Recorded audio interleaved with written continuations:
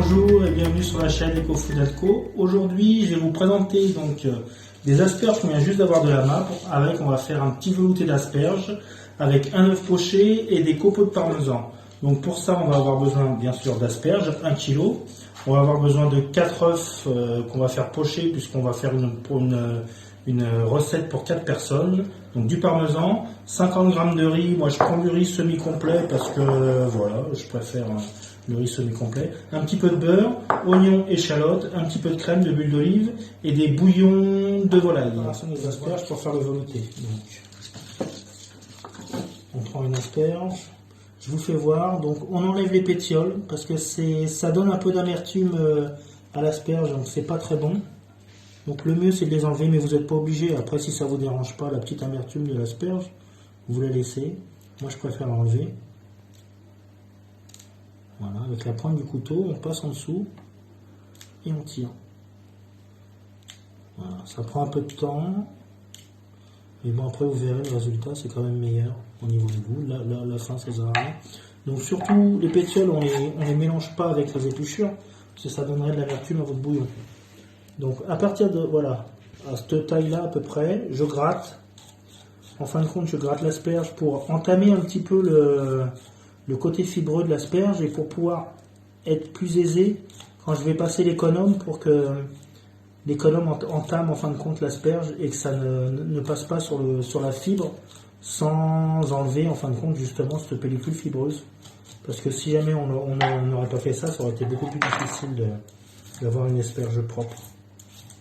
Vous voyez ici, c'est quand même pas mal fibreux et ça, c'est pas évident à enlever. Donc c'est pour ça qu'on entame un petit peu avant. Donc on enlève l'excédent sur l'économe. Si vous avez un économe un peu crampé, ça sera beaucoup plus facile. Ça ira beaucoup plus vite qu'un économe plat. Voilà, je tourne bien le tour, surtout sur la fin. Donc ça évitera d'avoir trop de fibres au moment où on mixera. Voilà, et je casse à cet endroit-ci. Donc et ça on le garde pour faire une autre préparation que je vous ferai voir la prochaine fois. Donc maintenant qu'on a fini d'éplucher toutes les asperges, je vais séparer les épluches que je vais mettre directement dans ma casserole pour tout à l'heure les faire bouillir avec les bouillons de volaille. Donc je sépare tout ça et je mets les morceaux de l'autre côté. Bon, voilà, toutes les épluchures sont là. Je vais ajouter 1 litre d'eau dedans. Et après, je vais venir y ajouter les 2 bouillons de volaille. Et je vais commencer à les mettre sur le feu pour récupérer justement tous les goûts qui sont dans les épluchures d'asperges et pour pas jeter, et plutôt que de mettre que du bouillon de volaille, ça va donner justement un goût supplémentaire à votre velouté. Donc on va mettre le feu sous nos épluchures d'asperges. Les bouillons de volaille, je les enfonce un petit peu, voilà, pour leur permettre de fondre plus vite. Je vais couvrir et on va laisser ça pendant un petit 20 minutes.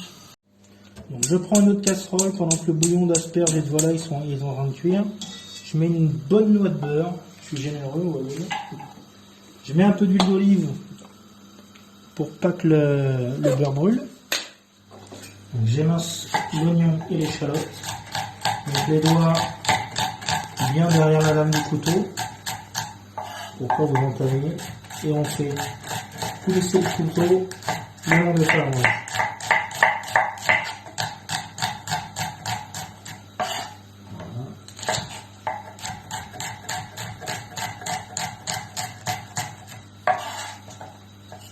Donc faites bien attention à vos doigts, surtout.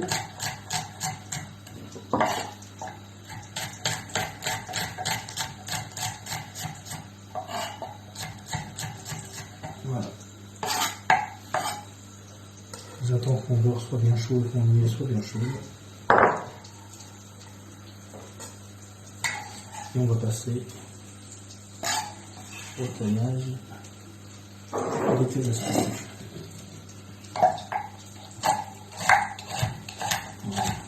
Donc je vais tailler un petit morceau pour que ce soit plus facile à mixer et qu'il y ait de moins de gros morceaux de fibres en fin de compte dans le velouté quand on viendra le mixer avec le mixeur.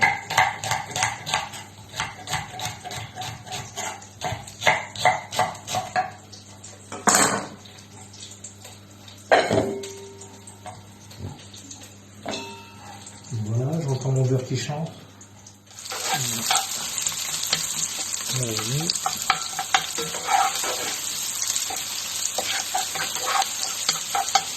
Je baisse un peu le feu.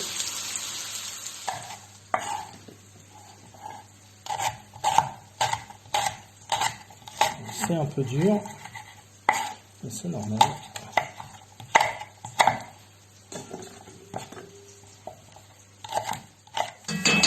Donc voilà, les échalotes et l'oignon commencent à être un peu translucides. Donc je vais ajouter les asperges. Voilà.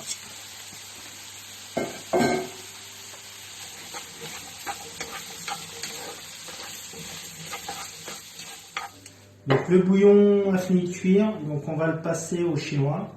Voilà, donc je vais vous faire voir un truc que nous en cuisine on utilise souvent, mais en règle générale c'est voilà, on appelle ça une cheminée. En règle générale c'est pas des boîtes de conserve, mais là voilà. C'est une boîte de lait pour enfants que j'ai récupérée. Je l'ouvre des deux côtés et ça va me servir en fin de compte d'appui pour pas forcer sur le manche de mon chinois en fin de compte, pour pas le casser.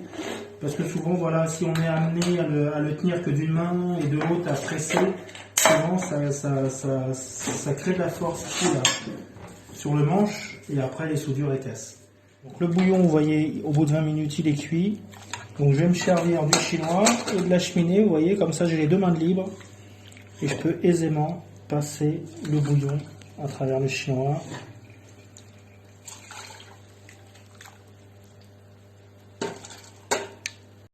Donc je presse pour bien tout récupérer. On perd rien. Donc je vais venir ajouter le bouillon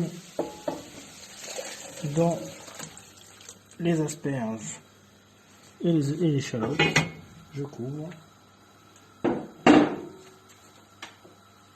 Et je vais rajouter mon riz.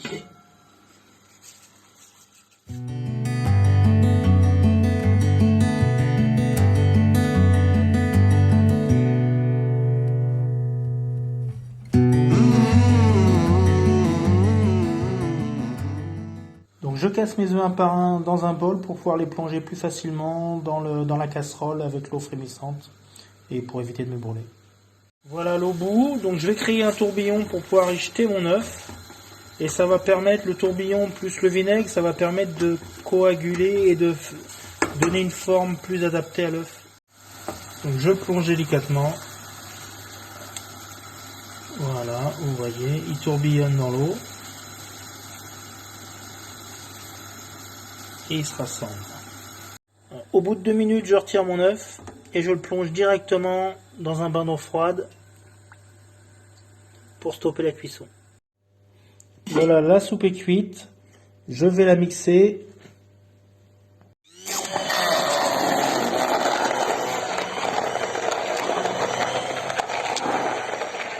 La soupe est bien mixée. Maintenant, je vais la passer au tamis pour enlever toutes les fibres et avoir quelque chose de bien onctueux. Donc pour presser, j'utilise d'abord une grosse louche.